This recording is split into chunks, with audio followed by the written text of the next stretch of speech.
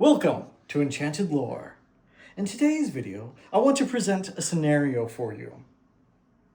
You hear the creaks across the boat. The waves are crashing in. You make it to the top deck. As you look, you see the skeleton captain look and laugh at you. The boat, you know, is drawing in more water and slowly dipping more and more into the ocean. He laughs at you mockingly, saying, "Soon you will join me at the bottom of the ocean." You have to make a decision. Will you fight him and try to collect your treasure and face the peril of the ocean? Or perhaps you just abandon it all and try to escape? In today's video, we're going to use this as an example and how, as the characters engage in combat in this sort of situation, how the environment can be used to go and affect them and bring life to the action. For example, often we see that combat defaults to just, standard swing and a hit, swing and a miss, but occasionally where you incorporate in the environment, things can change. You add a layer of immersion and sometimes some dramatic, cinematic kind of effects and moments. It allows where you can have thinking and not just of where you're trying to maximize your damage output, but how sometimes the environment is your enemy, but sometimes the environment could be a tool that you can use.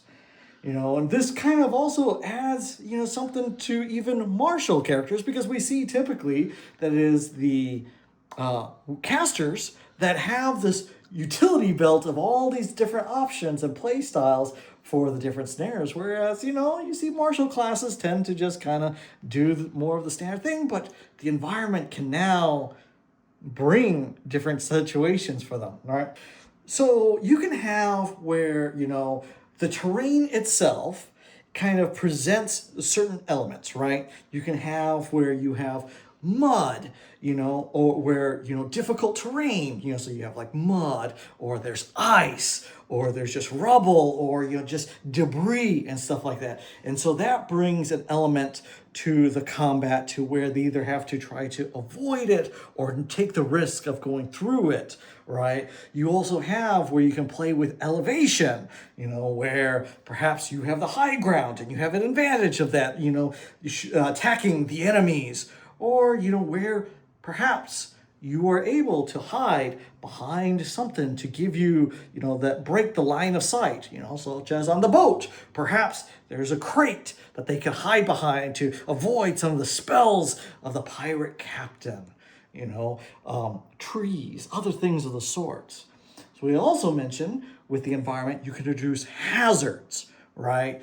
The prime example, the boat that they're on, it itself is a hazard because it is a collapsing structure. Time is ticking. It presents, a sense of urgency that they need to hurry up and either defeat the captain or they shall be forever part of his crew. You add that. Another example is maybe they're fighting in like where there's a building on fire. You have these roles in which, hey, the fire is growing, starting to get hotter. You have the smoke and stuff like that. They have to hurry up and get whatever their goal, whether it's retrieve or save or fight or whatever, to where that time is ticking.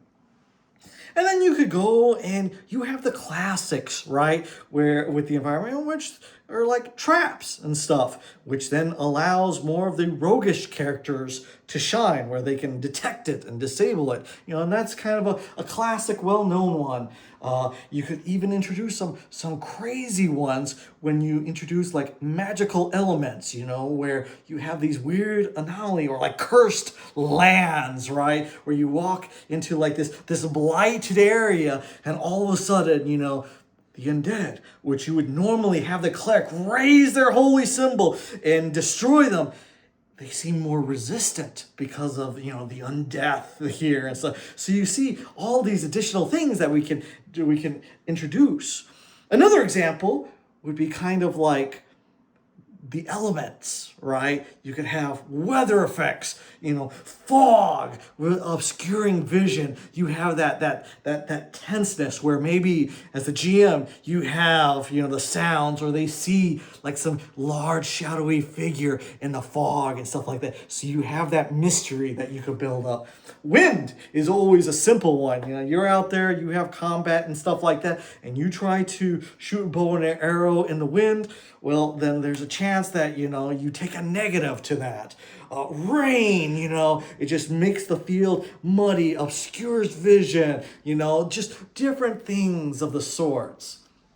So then how can we use these things? How can the players react with the environment? Well, you can have where, once again, like we mentioned, do they go around it? Do they try to utilize it? Do they try to have the cover and what have you? If they're on an icy thing, right? Maybe they go and they use the advantage to trip or push somebody. If someone, if the captain's on the edge of this boat, maybe the barbarian just goes and roars and tries to knock him off into the ocean and stuff like that. Using kind of the environment. Maybe they where it's raining. The caster, the wizard, might cast a freeze spell to cause a temporary sheet of ice for the enemies, to slip on, or another one which I've seen the players use is where they strategically go where they might be outnumbered, but they use the terrain to their advantage and use where it's a bottleneck. So that way then they don't get surrounded. So now GMs, what is a good way to use the environment and stuff? And one of the things that we would suggest is that don't go overboard, right? Don't have where if you incorporate some negative, you have too many stacking negatives. Have it where, and don't have it to where it happens in every combat, because then that gets old. It's nice to have it to where you mix things up. It has a spice, but as we know, too much spice, then it gets too spicy and it's no good, right? So don't go crazy with this. Another thing is reward creativity. Even if it technically, is not in line with raw, which is rules as written, look at what they're trying to do and see if they have some creative method that they are using the environment and using the RP and whatever. Encourage it, reward that, that way then you can see some other creative and RP things. The other thing that we want to talk about is use this sort of thing to kind of have that dramatic effect. Talk about, how, maybe if they rescue and accomplish what they wanted to do from that burning building, as they leave from there, you could describe that they're gasping for breath. They could feel the smoke burning, and then it collapses behind them. Just give them that sense of wow, or in the case of the boat, right? They defeat the captain and they get the treasure and they get into the little dinghy. And then, you see the ship, gets pulled down and know that they barely escaped, or, just different ways on how you can make it just seem dramatic. Or even how we talked about last time with critical roles and successes and failures. If the enemy fails and it is a muddy terrain, maybe they go and they slip on the mud and they fall down, leaving themselves prone, and then allowing the players to take advantage of that, right? So you can incorporate your own creativity and fun with that as well. So obviously, keep in mind what type of system you're using, D&D 5e, Pathfinder, whatever, because certain systems are being more combat and rules heavy with certain ones of using the environments than others. But that's just something to keep in mind, right? But it does, I have to say that using the environments is just another way, another tool that you have as GMs to bring some level of excitement and variety to combat. So that's all for today. I would like to see what was kind of a situation that you had where maybe you as a player had to endure some environment, or maybe you as the GM, what did you do to create a interesting, challenging environment for the players. I'd like to read your comments down below. That's it for today, and thank you for watching.